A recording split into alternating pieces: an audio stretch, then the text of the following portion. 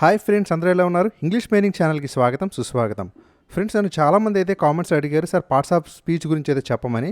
So అందుకని వారి కోసం అయితే ఈరోజు క్లాస్లోని బ్రీఫ్గా నేను పార్ట్స్ ఆఫ్ స్పీచ్ గురించి అయితే ఒక బేసిక్ క్లాస్ అయితే తీసుకుంటాను. సో డెఫినెట్గా క్లాస్ అయితే మిస్ అవ్వకుండా ఎండింగ్ వరకు చూడండి. రైట్ గైస్, ఇప్పుడు పార్ట్స్ ఆఫ్ స్పీచ్ అంటే ఏంటంటే జనరల్గా మనం ఏదైనా సరే ఒక సెంటెన్స్ ఉంటే ఆ సెంటెన్స్లో ఉన్న మెయిన్ పార్ట్స్ ఏవైతే ఉన్నాయో వాటికి కొన్ని పేర్లు అయితే పెట్టి సో వాటిని అయితే మనం పార్ట్స్ ఆఫ్ స్పీచ్ అని అంటూ ఉంటాము. సో అవేంటో చూద్దాం. సో ఫస్ట్ ఏ సెంటెన్స్కైనా సరే మనకేంటంటే మేజర్గా నౌన్ అయితే ప్రధానమైతే అవుతుంది కదా.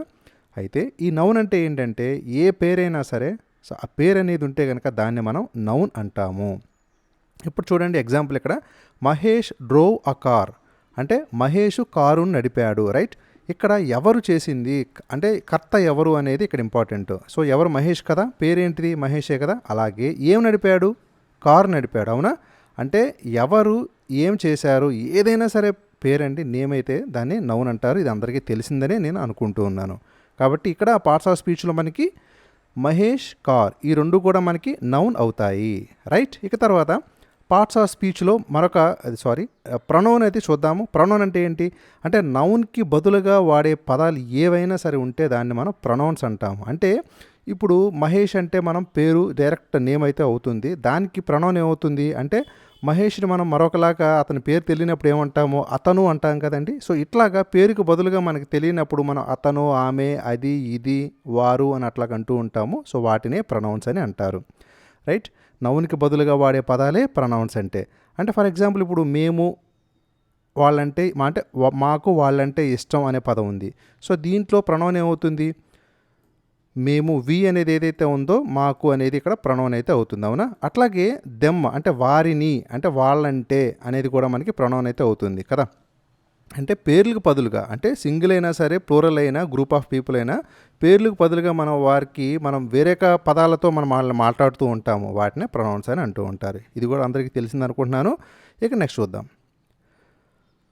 ఇక వర్బ్ అంటే ఏంటి తెలుసు కదా. నౌన్ కానీ ప్రొనౌన్ కానీ వాళ్ళు చేసే పనులు ఉంటాయి కదా. సో వాటినే వర్బ్స్ అని అంటూ ఉంటారు. అంటే చేసే పనులనే వర్బ్స్ అంటూ ఉంటారు.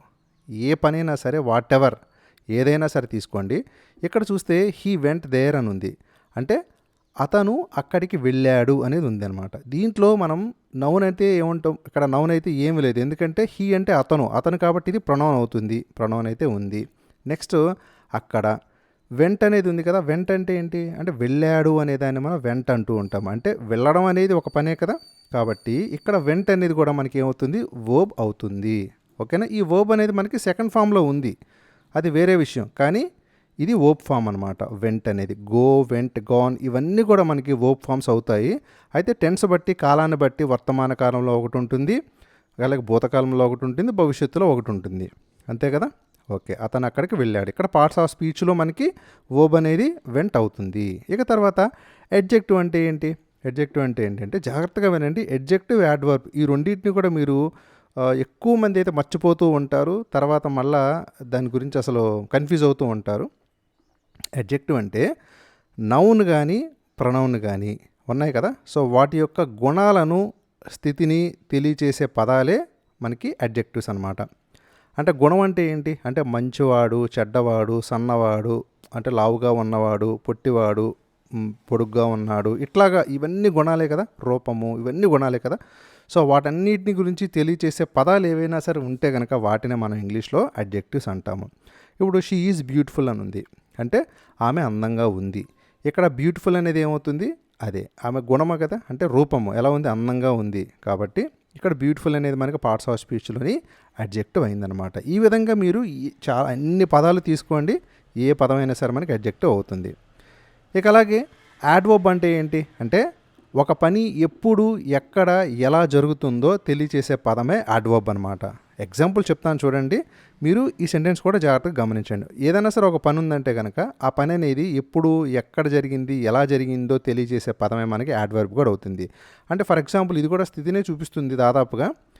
ఇప్పుడు మనకి అడ్జెక్టివ్ ఉంది కదా. సో అడ్జెక్టివ్ నుంచే మనకి యాడ్వర్బ్స్ అనేవి ఫామ్ అవుతూ ఉంటాయి. ఇప్పుడు బ్యూటిఫుల్ అంటే ఏంటి? అందము అని వస్తుంది, అది ఒక అడ్జెక్టివ్. అదే బ్యూటిఫుల్లీ డన్ అంటే అందంగా చేశారు అని అన్నాం అనుకో, అప్పుడు బ్యూటిఫుల్లీ అనేది ఏమవుతుంది? అడ్వర్బ్ అవుతుంది అనమాట. అంటే అందంగా చేశారు అనేది మనకి అడ్వర్బ్ చెప్తాము. అదే అందంగా ఉంది అంటేనేమో అది అడ్జెక్టివ్ అంటాం అనమాట. అట్లాగే హ్యాపీగా ఉన్నారు, హ్యాపీ దే ఆర్ హ్యాపీ అంటే హ్యాపీగా ఉన్నారు. హ్యాపీ అనేదేమో ఇక్కడ యాడ్వర్బ్ అవుతుంది. అదే వాళ్ళు హ్యాపీగా చేశారు అంటే వాళ్ళు దే డన్ హ్యాపీలీ అంటే వాళ్ళు హ్యాపీగా చేశారు అనేది మనకి ఇక్కడ యాడ్వర్బ్ అవుతుందన్నమాట. రైట్? ఆ విధంగా అంటే ఏం లేదండి, ఈ అడ్జెక్టివ్ అనేది మనకి ఏదైనా సరే పని రూపంలో ఉంటే దాన్ని మనం యాడ్వర్బ్ అంటాము. ఇక్కడ వర్బ్ అని ఉంది కదా, చూసారా? వర్బ్ అంటే మనకి ఏం చెప్తుంది? పని. అంటే ఈ అడ్జెక్టివ్ రూపంలో ఉండే పని ఏదైతే జరుగుతూ ఉంటుందో ఆ పని చేస్తూ ఉంటారో దాన్ని మనం యాడ్వర్బ్ అంటారు. హ్యాపీలీ అనేది ఇక్కడ యాడ్వర్బ్ అయింది. అంటే హ్యాపీగా చేశారు వాళ్ళు, అది. కానీ ఇక్కడ హ్యాపీ అనేది అదొక గుణము, అదొక వాడి స్థితి అనమాట. అందంగా అంటే వాళ్ళు హ్యాపీగా సంతోషంగా ఉన్నారని చెప్తాము. కొంచెం డిఫరెన్స్ అయితే మీకు అర్థమైందని అనుకుంటున్నాను, జాగ్రత్తగా గమనించండి. ఓకే, అక్కడ మనకి ఏంటంటే పార్ట్స్ ఆఫ్ స్పీచ్ అనేది హ్యాపీలీ అని అంటున్నాం అనమాట. హ్యాపీ అనేదేమో మనకి యాడ్జెక్టివ్ అయింది, హ్యాపీలీ అనేది యాడ్వర్బ్ అయింది. హ్యాపీలీ అంటే సంతోషంగా ఆ పని చేశారు, పని కాబట్టి వర్బ్. సో యాడ్వర్బ్ అంటే సంతోషంగా చేశారు, హ్యాపీలీ. అదే అడ్జెక్టివ్ అయితే ఏమవుతుంది? హ్యాపీ అవుతుంది. తర్వాత ప్రిపోజిషన్ అంటే ఏంటి చూడండి. ఒక నౌన్కు మరొక నౌన్కి, లేకపోతే ఒక అడ్జెక్టివ్కి ఒక నౌన్కి, లేకపోతే ఒక వర్బ్కి ఒక నౌన్కి. అవునా? అంటే ఇక్కడ నౌన్ అనేది మనకి మేజర్గా పార్ట్లో వస్తుంది ప్రిపోజిషన్లోని. దాదాపుగా ఈ నౌన్కి మరొక నౌన్కి కానీ మరొక అడ్జెక్టివ్కి కానీ, లేదంటే అది నౌన్కి వర్బ్కి మధ్య సంబంధం ఏదైతే ఉందో ఆ సంబంధాన్ని తెలియజేసే పదమే మనకి ప్రిపోజిషన్ అవుతుందన్నమాట. ఈ ప్రిపోజిషన్ లేదనుకో అది అర్ధరహితంగా ఉంటుందన్నమాట. అంటే ఇక దానికి మీనింగ్ అనేది దాదాపుగా మనకు రాదు. సరే, కొన్ని చూద్దాం. చూడండి, రాజు ఈజ్ ఇన్ హైదరాబాద్ అని ఉంది. అవునా? ఇక్కడ రాజు అనేది ఒక నౌను, హైదరాబాద్ అనేది ఒక నౌను. ఈ రెండు నౌన్స్ ఉన్నాయి, బాగానే ఉంది. ఈజ్ అంటే ఏంటి? ఉన్నాడు, అది హెల్పింగ్ వర్బ్, అది తీసేసేయండి. ఇప్పుడు రాజు ఈజ్ హైదరాబాద్ అంటే దానికి మీనింగ్ వస్తుందా? మనకి రాదు, అంతే కదా. రాజు ఈజ్ అంటే రాజు ఉన్నాడు, హైదరాబాద్ అంటే హైదరాబాద్ ఒక దగ్గర ఉంది, రాజు ఒక దగ్గర ఉన్నాడు.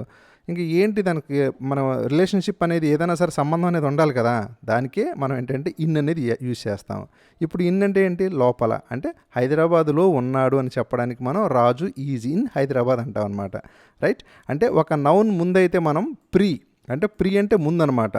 సో ఈ నౌన్కి ముందు ఒక పొజిషన్లో మనం అయితే దీన్ని యాడ్ చేసాం, అవునా? కాబట్టి దీన్ని ఏమంటారంటే ప్రిపోజిషన్ అంటారన్నమాట. అంటే ప్రిపోజిషన్ టు ద నౌన్ అని మనం ఇక్కడ అనుకోవచ్చు. కాబట్టి రాజు ఈజ్ ఇన్ హైదరాబాద్ అంటే రాజు హైదరాబాద్లో ఉన్నాడు.